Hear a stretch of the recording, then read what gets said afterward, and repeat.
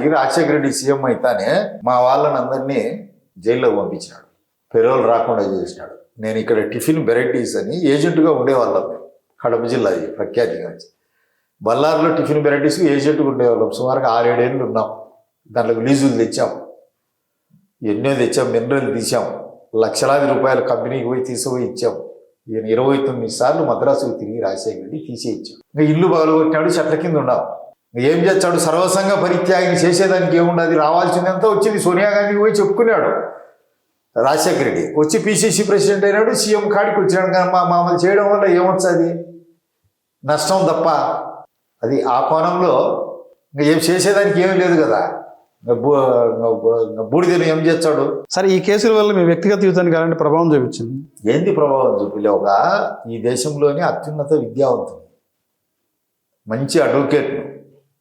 నేను వ్యాపారమో వ్యవసాయమో ఇంకోటో నా వకాలతో హైకోర్టుకు పోయే సుప్రీంకోర్టుకు పోయింటే ఓ పెద్ద అడ్వకేట్గా ఉండేవారు. నా వ్యక్తిగత జీవితం పోయింది.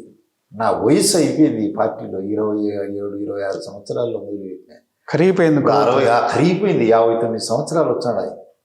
నా జీవితం అంతా ఇట్లే పోయింది. పిల్లలు పెద్దోళ్ళు అయినారు. పిల్లలు కూడా, నాయనా నువ్వు ఏం సాధించినావు నాయనా? గౌరవానికన్నా నువ్వు ఒక గౌరవం ఏమన్నా సాధించినావా? నువ్వు నిలబెట్టింది కదా నాయన అప్పుడు వేముల తాలూకాలో తెలుగుదేశం పార్టీ. నీ రక్తంతో తడిసింది కదా నాయన, నీ రక్తపు కూడా కదా నాయన అప్పుడు వేముల పార్టీ తెలుగుదేశం అంటే. ఎవరినైనా ఇక్కడ జెండా కట్టేది 95కు పూర్వం తొడగొట్టి జెండా కొట్టింది నువ్వే కదా. ఎవరికి తెలుగుదేశం పార్టీలో అప్పుడు 95కు ముందు ఎవరికి తొడలున్నాయని నా తొడలు చూపించిందే నువ్వు కదా. వృధా అయిపోయింది కదా. పిల్లలు పెద్దవాళ్ళు అయినారు కదా. ఐఏఎస్ సివిల్ సర్వీస్ ఒకరు, MBA 5 అయిపోయింది ఒకరు, వాళ్ళకు బుద్ధి ఇచ్చింది కదా. అడుగుతుంటే నాకు ఎంతో అవమానకరంగా చిన్నగా ఉంది. మరి ఎప్పటికీ పార్టీ మనసు మారుతుందో, నేను బాధితుని కోటా లేక వస్తానో రానో 100% వస్తారు. సర్వస్వం కోల్పోయారు పార్టీ గురించి. ఆ విధంగా ఎందుకు పరిగణించలేదో, నేను బాధితుని కాదేమో. పార్టీ వల్ల సర్వ సౌకర్యాలు, 4 సార్లు ఎమ్మెల్యే సీటు తెచ్చుకొని 4 సార్లు గెలిచి రాజ్యసభలు ఎమ్మెల్సీ తీసుకొని చాలా పదవులు అనుభవించిన అనుకుంటుందో ఏమో, నాకైతే అర్థం కాలేదు. నా పార్టీ 10 కాలాల పాటు 3 పువ్వులు 6 కాయలుగా 1000 రేకుల పద్మంలా వికసించాలని, ఆంధ్రుల అభ్యుదయానికి, ప్రగతికి, పురోగమనానికి నిరంతరాయంగా పాటుపడాలని, తరాలు మారిన ఎన్ని అవాంతరాలు ఆటుపోట్లు వచ్చినా తెలుగుదేశం పార్టీ జెండా కాశ్మీర్ నుంచి కన్యాకుమారి వరకు, అటక్ నుంచి కటక్ వరకు, హిమాలయ పర్వతాల నుంచి వింధ్య పర్వతాల వరకు తెలుగుదేశం పార్టీ సగౌరవంగా రెపరెపలు ఆడాలనేదే నా ప్రగాఢమైనటువంటి వాంఛితం. అప్పటికైనా ఇప్పటికైనా. ఆ రోజు ఏ విధంగా అయితే 2005-3000 సంవత్సరాల కిందట మన ఆంధ్రజాతికి మూలపురుషుడు గౌతమిపుత్ర శాతకర్ణుడు ఎక్కడికి పోయి కొట్టినాడు? విక్రమార్కుడు ఎక్కడ పరిపాలించేది? ఎక్కడ? మధ్యప్రదేశ్లో అవంతి నగరంలో కదా, ఉజ్జయినిలో. ఆడికి పోయి శిరచ్ఛేదం చేసినాడు కదా. విక్రమార్క శకానికి అంతం పలికి శాలివాహన శకం ప్రారంభమైంది కదా. మనకు మూలపురుషులు కదా. ఆ విధంగా తిరిగి వెలుగొందాలని మన తెలుగుదేశం పార్టీ రాజుల్లో కూడా కాకతీయులు, విజయనగర చక్రవర్తులు, రెడ్డి రాజులు, యలమద్దొరలు, కమ్మ ప్రభువులు ఏ విధంగా పరిపాలించినారు, ఆ పురాతనమైన చరిత్రకంతా రామారావు నిలవన్నాడు. రామారావు తర్వాత చంద్రబాబు నాయుడు తర్వాత లోకేష్ బాబు నిలబడాలని, తెలుగు జాతిని కాపాడాలని, ఈ ప్రపంచంలో సూర్యచంద్రులు ఉన్నంత వరకు, ఈ ప్రపంచం ఉండే వరకు, తెలుగు జాతి అంతరించిపోకుండా ఉండే వరకు తెలుగుదేశం పార్టీ ఉండాలని, నిరంతరం విజయాలు సాధించాలని కోరుకుంటాం. అందులో సందేహమే లేదు. సార్, రాష్ట్రంలో రెడ్ బుక్ పరిపాలన నడుస్తుంది. ఆ రెడ్ బుక్ పరిపాలనలో భాగంగానే వైసీపీ ఎవరైతే ముఖ్య నాయకులు ఉన్నారో వారి మీద అక్రమ కేసులు భరించి అక్రమ అరెస్టులు చేస్తున్నారని జగన్మోహన్ చెప్తారు. నిజంగా రాష్ట్రంలో అంబేద్కర్ రాసిన రాజ్యాంగం నడుస్తుందా, రెడ్ బుక్ పాలన నడుస్తుందా అంటే ఏం చెప్తారు? రెడ్ బుక్ పరిపాలన అనేది నడచడం లేదు. ఆ రోజు చెప్పిండొచ్చు. రెడ్ బుక్ పరిపాలన అనేది నడిస్తే వైసీపీ వాళ్ళు ఒక్కడు భూమి మీద ఉండరు కదా. అక్రమమా? మా లీడర్ భార్యకి ఏం సంబంధం? రామారావు కుటుంబం అసెంబ్లీలో తిట్టడము వాళ్ళది న్యాయమా? అది తెలుగుదేశం పార్టీ అక్రమమా? మా లీడర్ను అవినీతి ఆరోపణలపైన జైల్లో పెట్టడం అది సక్రమమా? కొడాలి నాని ఏదో లారీల దగ్గర ఏదో నట్లు బిగించుకునేవాడు, స్పానర్లు తిప్పుకునేవాడు. ఏం మాటలు మాట్లాడండి. వల్లభనేని వంశీ, ఈ రోజా, వీళ్ళంతా రాంబాబు, వీళ్ళంతా మీ పార్టీ నుంచి వచ్చిన వాళ్ళే. నెల్లూరు సొక్క ఇప్పుకొని ఒకరి మంత్రి పెట్టినాడు. ఇప్పుడు అనిల్. కడన MLA Jogulu Ramesh party office మీదకి పోయినారు. ఇంటి మీదకి ఎంకరేజ్ చేసిన పార్టీ ఆఫీస్ మీదకి చంద్రబాబు నాయుడు గారు ఇంటి మీదకి ఎంతమందిని మీరు అచ్చెన్నాయుడు కొండంత మంచి ఆయన ఫైల్స్ అయితే ఆపరేషన్ చేసుకుంటే అర్ధరాత్రి పోయి ఆయన వెహికల్ ఎక్కి దారుణం. రాళ్ళకు కూడా కళ్ళకు మిల్లు రావా. ఈయన స్పీకర్గా ఉంటాడు అయ్యన్న పాత్రుడు ఎంత పెద్ద మనిషి. వందలాది ఎకరాలు వాళ్ళ నాయనగారు పూర్వీకులు బీదలకు దానం చేసి ఇల్లు కట్టుకుంటే ఈ గోడ ఆక్యుపై చేసినాడు. ఇక్కడ ఎన్ని మీరు సక్రమా? మీలాంటి వాళ్ళను శిక్షించకపోతే తెలుగుదేశం పార్టీని తప్పవుతుంది. ఇలాంటి వాళ్ళను దండించకపోతే తప్పవుతుంది. పరిపాలకుడుగా ఫెయిల్యూర్ అవుతాడు. వెంటనే ఈవెన్ జగన్ నుంచి ఇట్లా తప్పులు చేసిన వాళ్ళందరినీ హత్యా నేరాల్లో ఉన్నాయి, మానవంగ నేరాల్లో ఉన్నాయి, దొంగతనాలు దోపిడీల్లో ఉన్నా, అక్రమ ఆస్తుల్లో ఉన్నా, దొంగ మద్యం అమ్ముకున్నా, ఏ ఒక్కరిని క్షమించనే కూడదు. క్షమించకుండా ఉంటేనే ప్రతి తెలుగుదేశం పార్టీ కార్యకర్త హృదయము ఉప్పొంగుతుంది. లేకుంటే తెలుగుదేశం పార్టీతో చంపింటారు కదా వాళ్ళు, వైసీపీ వాళ్ళు. మా కార్యకర్తలు ప్రతి ఒక్కరూ బాధ రగులుతూనే ఉంటారు. వెంటనే ఎత్తాలి వాళ్ళ జైలుకు. క్షణం కూడా ఢిల్లీ సగటు కార్యకర్త అభిప్రాయం. This is not my version. రాబోయే రోజుల్లో భవిష్యత్తు ఏంటి పార్సారథి గారు? పార్టీ భవిష్యత్తు పార్టీలో మీ భవిష్యత్తు ఏంటి? పార్టీకి ఇంతవరకు కష్టపడ్డారు, చాలా కోల్పోయారు. అదంతా గోచరం, బ్రహ్మరహస్యం. చంద్రబాబు నాయుడు గారి మనసులో ఏముందో ఎవరికీ తెలియదు. ఆయన మనసులో ఉంది మా భవిష్యత్తు ఏమిటి అనేది. నేను చెప్పలేదు. 30 ఏళ్ళుగా 1995 నుంచి ఏ భవిష్యత్తు లేదు. అంధకార బంధురం. కన్ను పూడ్చుకున్నా కనిపించని వెలుగు. సుధీర తీరంలో కనపడాలి మా తీరం నాకైతే. అయినా అని మేము పార్టీ విడవము. పార్టీ కోసం అప్పటికి ఇప్పటికి ప్రాణాలు ఇస్తాం. తెలుగుదేశం పార్టీ పెట్టిందే ఎందుకు?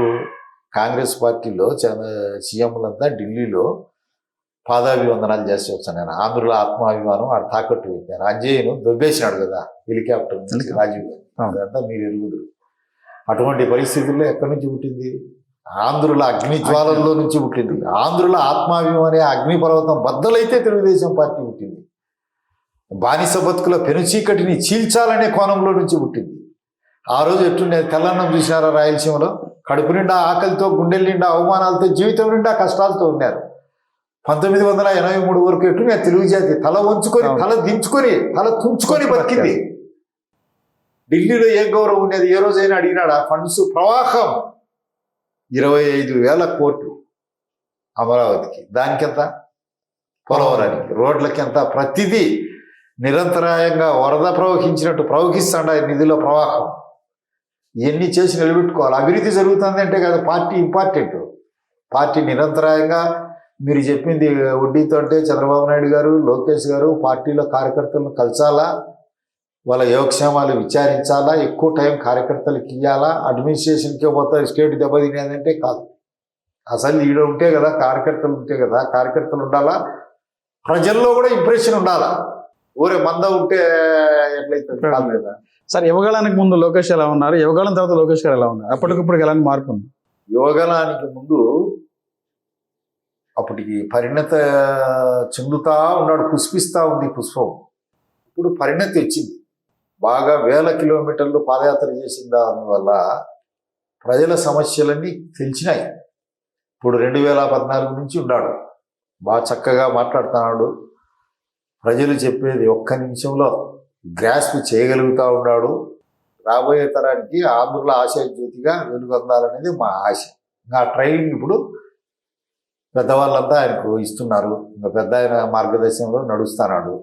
కాబట్టి భవిష్యత్తులో ఏ పొరపాటు జరగకుండా ముందుకు తీసుకుపోతాడు అనేది మా ఆశాభావం.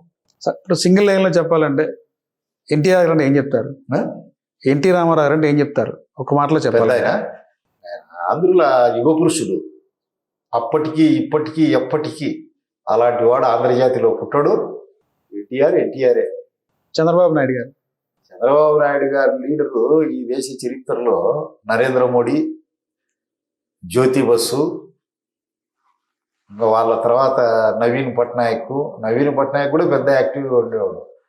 వీళ్ళ తర్వాత అంత లీడర్ ఎవరుండరు సౌత్లో కాదు, ఎంటైర్ ఇండియాలో. పరిజ్ఞానంలో కానీ ఏదైనా రిప్రజెంటేషన్లో కానీ డిసిప్లిన్లో కానీ ఇప్పుడు 72, 73 ఏళ్ళ వయసులో ఎంత మాట్లాడు? గంట 10 నిమిషాల, గంట 15 నిమిషాల, గంట గొంతు పొరపోయిందా? గంట 17 నిమిషాలు.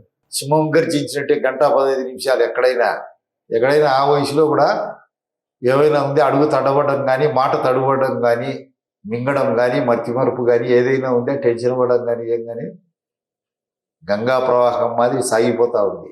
నా ఇద్దరు ఆయన కూడా లేడు కాబట్టి జ్యోతి బసు ఇప్పుడు ఉండే సమకాలీన బతికుండే లీడర్లలో చంద్రబాబు, ఈ నరేంద్ర మోడీ తర్వాత ఆ స్ట్రేచర్ ఉండేవాడు చంద్రబాబు నాయుడు అని నా అభిప్రాయం. వైఎస్ రాజశేఖర రెడ్డి చెప్పారు, నడిచిపోయింది అన్నీ చెప్తాడు, అన్నీ దిగజారిపోయినాయి వ్యవస్థలన్నీ. అప్పుడే ఏదో ఈ గట్టండి అవి గట్టండి అన్నాడు. ఈ మొగలేడు అడ్వాన్సుల కోసం నాకు హిందూ మతంలో ఒకటింది, నాకు మరణాంతామి వైరాగి. మరణించిన తర్వాత ఎంత దుర్మార్గుడు అయినా కానీ కామెంట్ చేయకూడదు. నా సిద్ధాంతం, దాన్ని నమ్ముతా కాబట్టి నాకు వైఎస్ జగన్మోహన్ రెడ్డి అంటే ఇవ్వాలని చెప్పినాను. ఇవ్వాలని చెప్పి 100కి 100 రూపాయలు నిజం. తెలుగుదేశం వాళ్ళు దోమలు చంపేటట్టు బ్యాట్తో చంపుతా అంటాడు మావాడు. బ్యాట్ ఉండదు దేవలు చంపేదానికి, ఇట్లా బటన్ వేసి ఇప్పుడన్నా నేను చంపుతాడు, దోమలు చంపినట్టు చంపుతాడు తెలుగుదేశం వాళ్ళు. యామారి మళ్ళీ వచ్చిందంటే అది రాకుండా చూసుకోవాలా. పవన్ కళ్యాణ్ గారు గ్రేట్ లీడరు ఆయన పార్టీ మాతో అలయన్స్ ఉన్నాడు, కూటమి మిత్రుడు. ఆయన సీట్లు ఆయనకు గౌరవం ఆయనకు. మా పార్టీ ఎప్పుడు తీస్తుంది, ఆయన వల్ల ఏం ప్రాబ్లం. సరే, ఈ 1 year కాలంలో ఎలా ఉంది? అప్పటికప్పుడు కానీ మార్పులు వచ్చినాయా రాష్ట్రంలో? ఏమన్నా మార్పు వచ్చింది. ఉద్యోగస్తులు ఆనందంగా ఉన్నారు, వాళ్ళ జీతాలు పడుతున్నాయి, పెన్షన్లు పడుతున్నాయి. బియ్యం అప్పుడు ఏం చేశాడు జగన్మోహన్ రెడ్డి? ఫెయిర్స్ ఆఫ్ డివర్సీ ఎవరైనా ఏడైనా తెచ్చుకోవచ్చు అంటాడు. తప్పది. కొందరికి కార్డు అనేది అలర్ట్ చేయాలి. ఎవడు దగ్గర ఉంటే ఒక దానికి పోతారు, తక్కువ వచ్చినోడు కొందరు అన్ని దాంట్లోకి పోతారు, ఒక దానికి పోరు. వానికి లాభం వీళ్ళకి నష్టం కదా. అట్లనే అష్టవిష్టం అయింది. ఇప్పుడు భూములే సచ్చింద్రు. ఇప్పుడు పులివెందుల నియోజకవర్గంలో 1B వచ్చింది, అడంగలు రావడం లేదు. ఎంత అగసాట్లు వచ్చినాయి. మేము ఇన్ఛార్జి మినిస్టర్ సవిత దగ్గరికి పోయి అవన్నీ ఇచ్చి ఎంత ప్రజలు అన్నీ ఇప్పుడు ఒకటి తీసి క్లియర్ చేస్తున్నారు. రెవెన్యూ గ్రామాలు. ఇప్పుడు ఇన్ఛార్జి మినిస్టరు మేము మా నియోజకవర్గము పెద్దలు అంతా కలిసి మా యురేనియంలో కూడా గట్టిగా పట్టుబట్టి కొన్ని ఉద్యోగాలు తెచ్చాము. ఇంకా కొందరిని కావాలా యురేనియంకు టైల్ ప్యాడ్లు ఇదంతా విషపూరితం అయింది. అది వచ్చింది, టైల్ ప్యాడ్ కట్టినారు, దాంట్లోకి విషవాయువులు మట్టి అదంతా వచ్చి అంతా క్యాన్సర్ గడ్డలు సమీప గ్రామాల్లో, తలనొప్పులు, దద్దులు, పిల్లలు పుట్టరు లేడీస్కు. గర్భం 1 సంవత్సరం 1 నెల 2 నెలలు అయితేనే గర్భస్రావం జరుగుతూ ఉంది. ఒకవేళ పుట్టిన వాడు వికృత రూపంగా పుట్టడమో, కన్ను లేకుండా పుట్టడమో, అంగవికలుడుగా పుట్టడమో, మూతి ఒకటి చేతులు లేకుండా పుట్టడం ఇట్లున్నాయి. పంట లేదు. అప్పుడు 60-70 అడుగుల్లో నీళ్లు పడుతున్నాయి. ఇప్పుడు 700-800 వేసినా లేదు, పంట ఇక్కడ రావడమేలే. ఎన్ని సమస్యలు ఉన్నాయి. ల్యాండ్ లూజర్స్కి అంతా ఆడ ఉద్యోగాలు రావడంలే. పెన్షన్స్ కూడా కాంపెన్సేషన్ కూడా ఇలే. ఇవన్నీ ఉన్నాయి. అక్కడ ఎంత కాపాడాలా? ఎక్కడ వాటర్ ప్లాంట్లు లేవు, హాస్పిటల్ లేవు. హాస్పిటల్ గ్రామాలకు పోయి మెడిసిన్స్ ఇవ్వడంలే.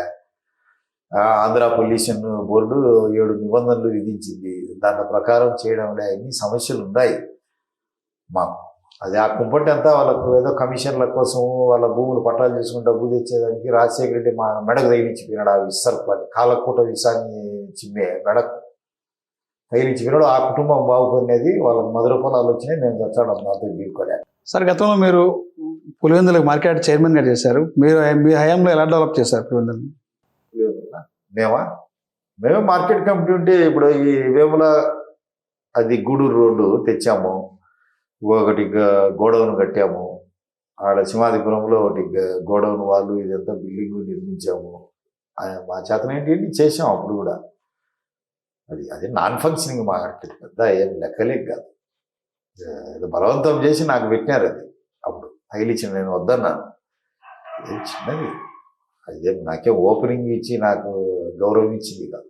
అది అని నేను అనుకోవడం లేదు.